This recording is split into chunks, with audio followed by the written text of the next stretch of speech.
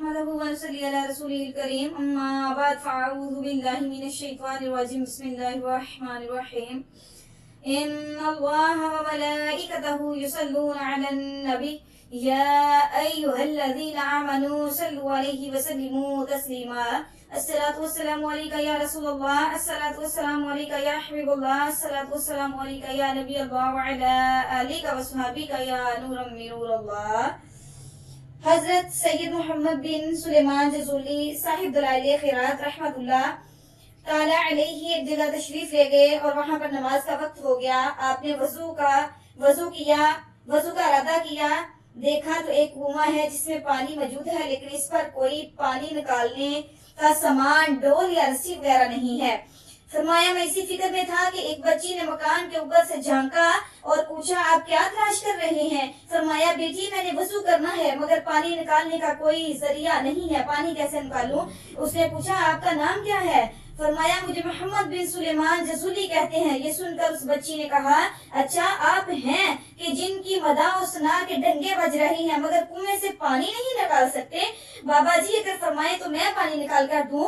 بابا جی نے کہا نکال دیجئے. یہ کہہ کر اس بچی نے کنویں میں اپنا آب دہن ڈال دیا تو آنن فانن پانی کناروں تک آ گیا بلکہ زمین پر بہنے لگا. آپ نے وضو کیا اور نماز سے فارغ ہو کر اس بچی سے پوچھا اے بیٹی تجھے قسم دے کر پوچھتا ہوں کہ بتا تو نے یہ کمال کیسے حاصل کیا؟ بچی نے کہا کہ یہ جو کچھ آپ نے دیکھا ہے یہ ایک اس ذات گرامی پر درود کی برکت سے ہوا ہے اور یہ درود میں نے اپنی ماں کے پیٹ سے سیکھا ہے. اور اگر جنگل میں تشریف لے جائیں تو درندے چرندے آپ کے دامن میں پناہ لیں صلی اللہ علیہ وآلہ وسلم. تو حضرت شیخ جزولی قدسی سرا نے وہاں قسم کھائی کہ درود پاک کے متعلق کتاب لکھوں گا اور پھر آپ نے ایک کتاب لکھی جس کا نام دلائل خیرات ہے. یہی وہ شیخ جزولی رحمت اللہ علیہ ہیں کہ جن کے متعلق یہ بات پایا ثبوت تک پہنچی ہوئی ہے کہ آپ کی قبر مبارک سے کستوری کی خوشبو مہکتی ہے. سبحان اللہ. کیونکہ آپ اپنی زندگی میں درود پاک بہت زیادہ پڑھا کرتے تھے. نیز حضرت شیخ جزولی صاحب دلائل خیرات قدس 17 کے وصال کے 77 سال بعد آپ کو قبر مبارک سے نکالا گیا اور 100 سے مراکز منتقل کیا گیا. جب آپ کا جسم مبارک کھولا گیا تو دیکھا کہ آپ کا کفن بھی بسیدہ نہیں ہوا تھا اور آپ بالکل صحیح و سالم ہیں جیسے آج ہی دیتے ہیں. نہ تو زمین نے آپ کو چھیڑا نہ آپ کو کوئی اور حالت بدلی ہے بلکہ آج جب آپ نے تازہ خط بنوایا تھا اور 77 سال کے بعد جب آپ کا جسم مبارک نکالا گیا تو ایسے تھا جیسے آپ ہی ابھی خط بنوایا ہے.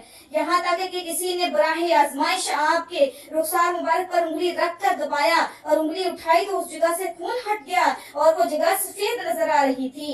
پھر تھوڑی دیر بعد وہ جگہ سرخ ہو گئی جیسے زندوں کے جسم میں خون رواں ہوتا ہے اور یہ ساری بہاریں درود پاک کی کثرت کی برکت سے ہیں. سبحان اللہ ماشاءاللہ جزاک اللہ. درود پاک اللہ تبارک و تعالیٰ نے ہر حال میں پڑھنے کی اجازت دی ہے. اللہ تبارک و تعالیٰ خود بھی اپنے نبی پر درود پڑھتے ہیں, سلام بھی پڑھتے ہیں اور ہمیں بھی چاہیے کہ آقا علیہ الصلوۃ والسلام پر درود بھی پڑھیں اور سلام بھی پڑھیں. وما علینا الا البلاغ المبین. اللہ تبارک و تعالیٰ ہمیں پیارے آقا علیہ الصلوۃ والسلام کے نقش قدم پر چلنے کی توفیق عطا فرمائے اور پول صراط کی ثانیہ ہمارے لیے آسان فرمائے. السلام علیکم ورحمۃ اللہ وبرکاتہ.